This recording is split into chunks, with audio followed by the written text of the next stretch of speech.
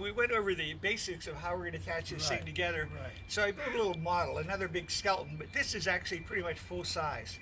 So this would represent a board that would be about 10 foot 6 inches long, as a stand-up paddle board would be. And you can see our pipe that goes in there all the way to the back. Again, breaking into 3 sections. So we're using the same technology of the alignment of the pipes, the neodymium disc, the epoxy coated magnets, and the cinch at the back. So this would represent, for example, the stern section of my little model. So you can see how that would easily fold up. So what we can do then is, if we wanted to put this thing inside, we'd simply align the tubes, push the tubes in here, and of course when we do that, now our magnets take place, and we take our cord, and what we do is we cinch this up, and lo and behold, now we have a very rigid structure connected with it. Gotcha. Okay? Cool. So again, we'll have some kind of a carbon fiber or foam covering on the top of that. Now there's one other thing that we really want to add to this.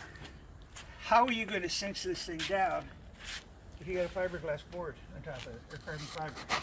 So what we're going to do is, the back section of this is going to have a hatch into it.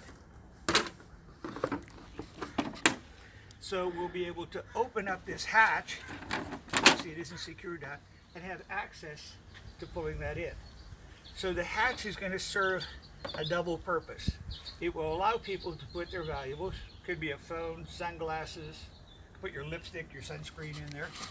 But in converting this thing to an electric stand-up paddleboard, this is where we're going to put the batteries. So we're not going to have a bulky thing on the back, a big case or anything like that currently they use. The batteries will snugly fit inside there, and they will power the motors from below. Now, this was the stand-up paddleboard, motorized idea. But I want to talk next to the famous Morey Boogey Board that we motorized. Tom, we talked about the stand-up paddleboard, Right. but we haven't talked about propulsion yet. And the idea is, we'd like to get these things moving, be it for safety or maneuverability or whatever. Sure. And we've been doing a lot of experiments, and we come up with a pretty neat motor for that. We call it the JB1000. So it's the Jet Boogie motor. This is it. This will produce about 1.3 horsepower. It runs on 50 volts. Oh, no. And it'll pull about 20 amps out of it. 1.3 horsepower. It's 1.3 horsepower. So it's an electric turbine ducted fan. This weighs about a kilogram, so you're talking 2.2 pounds, something like that. 2 or 3 pounds. Yes. Putting out that much Horsepower, energy. 2 or 3 pound horsepower, 1 horsepower, instead of a 1,800 pound horse. That's exactly it. Makes it easy, doesn't it? And so what we do is, we have the water will come in here, this thing will spin around at high RPM, discharge the water back here. It is a brushless motor, so this actually goes up to our electronic speed controller, to which we supply the 50 volts and the triggering mechanism to start it. So this is going to be the basis of our propulsion then, both for the boogie board, surfboards, as well as the stand-up paddleboards. And let's, I want to add to this, you stand-up paddleboard, the windsurfer. The windsurfer, although the sail is the deal that's supposed to do the job, it's great to have an auxiliary propulsion system, because sometimes you don't have any sail, or you were optimistic about your trip and you sailed downwind, and now you're about 10 miles away from home, and you got to paddle back up. That's where you want the electric motor. Well, Tom, you know that could happen on a boogie board too. So you get out there beyond the waves, and you're in this nice calm sea, and what are you going to do? You got to paddle. Well, that doesn't make any sense at all. You're using too many muscles. You're burning energy, calories. So let's put some motors on a boogie board. Sure. So what we have here is, we have a Tom Morey Boogey Board.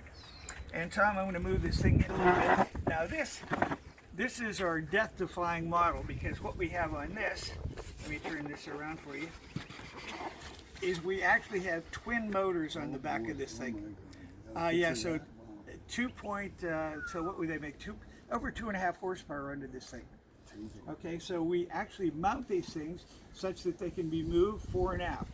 Now the reason why they're set up this far apart is because we can do what's called vector or independent thrusting on this. So we've got one switch on the right side that will control one motor, the other one will control the other motor, variable speed.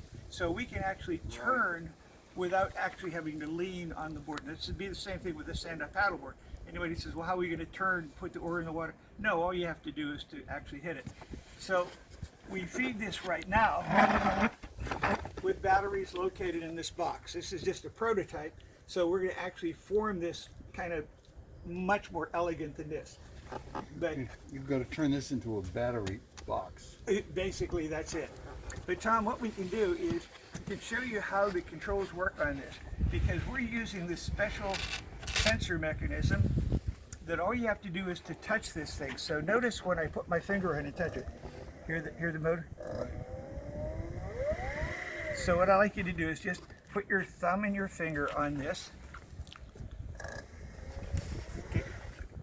Okay, you can hear the motor. Oh my God. Okay, so you get that? You do that for each one, Tom. So you have your hand out. Gotcha. You can control this one, that one, and you actually can spin with it, but you control variable speed on this thing.